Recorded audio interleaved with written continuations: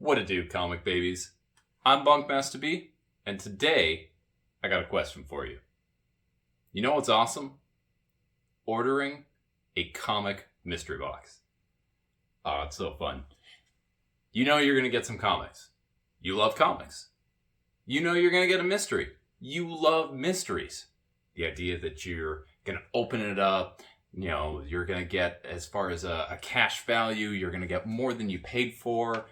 You get that idea of like opening a Christmas present where you're going out and you're opening it. You don't know what you're going to get, but you're going to get something that you like because it's comics and you like comics. But I got another question for you. You know what sucks? Actually opening a comics mystery box. Because for the most part, you're going to open up that mystery box and you're going to see a whole lot of things that you don't care about. You're going to open a Spawn issue number 312. And you're not reading Spawn. You haven't read those previous 311. And the reason you weren't reading those 311 is because you didn't want to read them. But now you got 312, so congratulations, you got that. Or, you're going to get a special variant cover. But it's a series that you don't care about, with characters you don't care about. And it's an artist you're not specifically collecting. See, the thing is, we're all collectors in this comic medium, and, for the most part, we're pretty smart. We buy the things that we like. And so if we haven't bought that thing, it's probably because maybe we don't want it. So, mystery boxes are great in theory, but in execution, they're pretty disappointing. But today, I want to tell you about my absolute favorite mystery box in all of comics, and that is the Scout Comics title boxes. Now, I previewed these a little bit earlier on my my top 5 hidden gem crime videos, where I showed off Heavenly Blues, which was a series I absolutely love. I still do. And it's a series that I had in this, and it was like, what is that? It's a super big thing. And I said I would talk about it later. And this is that later. So, Scout comic boxes. Scout's a publisher that I love. They do a lot of very small, creator-owned indie books. A lot of times it's people, doing their first kind of published work. It's a lot of passion projects, which I absolutely love. And this, I think, is one of the absolute coolest ways to get those books into people's hands. So the idea with all of these comic boxes is you are guaranteed certain contents. You know without a doubt that in every box, first off, you get these sweet looking boxes. So this is Broken Souls Ballad. I mean, look at this. Look at how cool this box is right here. This is Schmalke's Cherry Blackbird. Look at how cool this is. You look at that. You got the pentagram on the back. These are awesome looking. And even better than that, these solve a classic problem I have. So you guys know I spend way too much time thinking about how to organize my comics. And these things make comic single issues look super cool on a shelf. I have an entire shelf, which, boop, there's an image that's popping up right now, that is just these showing up on a shelf. And they look really good there in a way that, boxes and boxes of short boxes don't look that way. So first off, you get the box. Boxes are pretty sweet, I'm not going to lie. Number 2, you get the issues that are in there. There's no question about what the contents are as far as the actual comics that are in there. I know that in this right here, I have Joseph Schmalke's Cherry Blackbird 1 through 5. That's guaranteed. I know that's in there. I know that in here, there's Broken Souls Ballad. I think this is 1 through 5. It might be 1 through 6. Those are things that I know. And so no matter what, I have the entire run. Whether that's a first season, whether that's an entire series, I know that I have it, and I have a complete story that's being told there.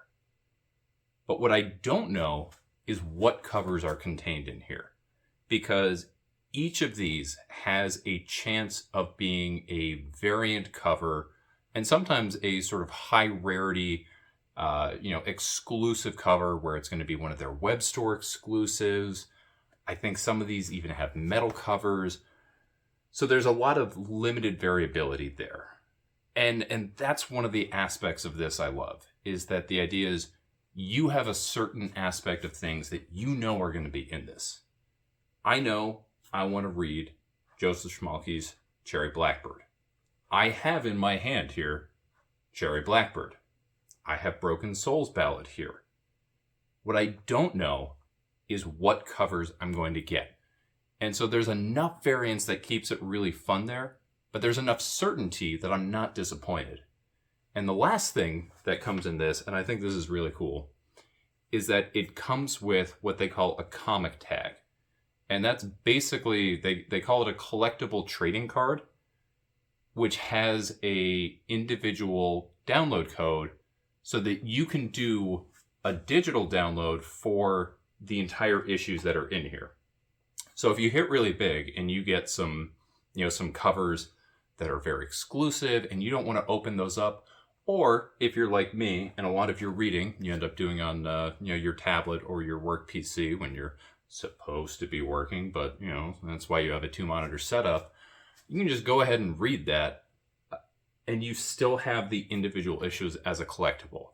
I think it is such a smart setup. I applaud Scout for this because it is everything I want in a mystery box. So I want to show you guys what's actually in a mystery box, because honestly, half the time, part of the fun of this for me is when I open an old title box that I haven't opened in a little while, and I kind of forget what covers I have in there, and it's almost like I get to open it all over again. So let's check out 2 title boxes together and kind of give you an idea of what's in there. All right, so you guys saw this box before. Again, Broken Souls Ballad. So let's go ahead and open this up. So normally, when you open this up, there would be a comic tag sitting up there. Again, there's a picture, but I took it out and I keep them separately. Because once you download the code, I mean, it's cool that there's a card, but I'm not a big card collector. Cool that they have it. I'm just there for the code. So these are the individual issues of Broken Souls Ballad. So number 1, you can see I got a version black and white in quotation marks cover. It's a full art. I hate the term version cover, so I like full art. Black and white-ish, except it's actually like this really cool violet that I actually kind of like a little bit more. So that's there. Ignore that. They don't always do a great job of tagging it. This thinks it's black cotton number 1. It's not. But so cool variant number 1 right there, and I'm a sucker for variants. And then they all come bagged and boarded too, and they come with specific tags. Black Caravan is the kind of horror imprint that Scout does. Very cool stuff. Issue 2, it's a cover A. Still super cool cover right there. Issue number 3, again, this one's a variant. With all of Scout's stuff, they have very particular image right there. So this is the trade dress on number 3. I should say, too, with Broken Souls Ballad, if you haven't read this before, this is... It's very much in the vein of something like Stranger Things, where it's set in the 1980s, 1986 specifically, and it's about a bunch of different kids who were in some type of asylum, have some type of mental health issues. They get experimented on and they manifest certain powers. They get out into the world and people come looking for them again. So, it's a story that's very familiar, but, it's kids with cool powers striking out against government forces trying to collect them. If you're into that, it's a cool series. So again, cool black and white variant, limited trade dress right there. Same thing right here, limited trade dress, black and white variant on that issue. And then this right here, this is actually not originally from that set. This is from a follow-up series. I believe this is a one-shot they did called Broken Souls Ballad, Hell is for Kids. And then this is just a web store variant that I had that I picked up elsewhere that I threw in the box. Because that's another thing I really like about these boxes is if you only get the series that's in there, but then you collect a few more, you can just throw them in there. And it's like you have a way to put them all in. So that's Broken Souls Ballad. As you can see, we got some pretty cool variants that are in there. A lot of the sort of black and white limited trade dress or full art covers that are going with that. So, you know, just you get all the contents, you get the comic tag so you can read it digitally, and then you get a little surprise every time you open it with that box. And I think that's a really cool way to do it. And again, this is a story I wanted to buy anyway, so even if it had been nothing but cover A's, I still would have been really happy about it because everything I wanted was in there, and so my happiness is just even more because I got those cool variants. So that's Broken Souls Ballad. Next up, we've got Shiver Bureau. So this is another Scout title. This one I believe is a little bit older, and this one is sort of this is not through their Black Caravan imprint. It's not a horror title. It's actually, believe it or not, it's a steampunk British title where this character is striking out against some different, they call them shivers, but basically like ghosts and geists that are coming in, and all very cool stuff. This one has a seal of Scout Comics authenticity. My other one did not, so I guess I must have got a bootleg, so don't ret me out to Scout. Again, this one had a comic tag, but I took it out. I don't keep my comic tags in the actual box they came from.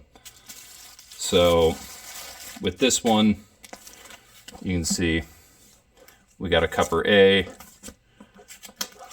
we got a cover A, we got a cover A, we got a cover A, and then we get a sweet foil. I'm a sucker for a foil cover. Foil covers, lenticular covers, like I was made for the 90s. Only 90s kids remember all that stuff. So sweet foil right there. Another sweet foil cover. And then another cover A right there. And again, if this had been all cover A's, I'm super cool with this because this is just a book I wanted, and now I have it in a really cool way to display. I have a way to read digitally and to read the actual issues. And I just think this is such a good idea, and Scout really hit on something there that I think really more people should know about. Because I love Scout.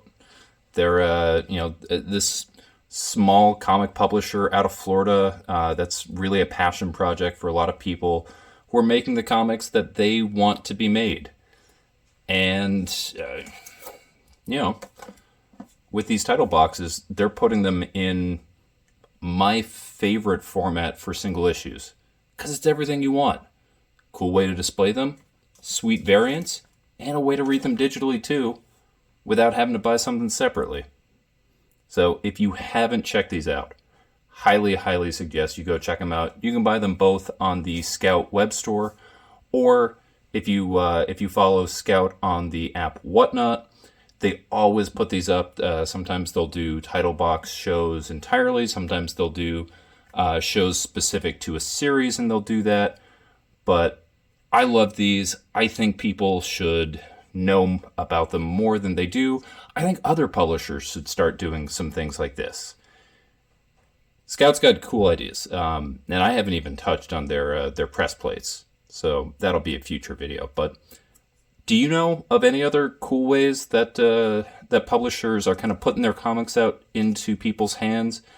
Do you have any awesome ways that you display them, like these cool title boxes? I'd love to know about anyone else who's doing something like this, or if you guys have come up with some kind of cool display ways. I've seen the magazine holders where people kind of write on them. I've seen logos, but I've never seen anything printed like this before. So if anyone out there is doing something cool like that, please let me know. And with that, I've been Bunkmaster B. You all have been amazing. Stay awesome. Catch you next time.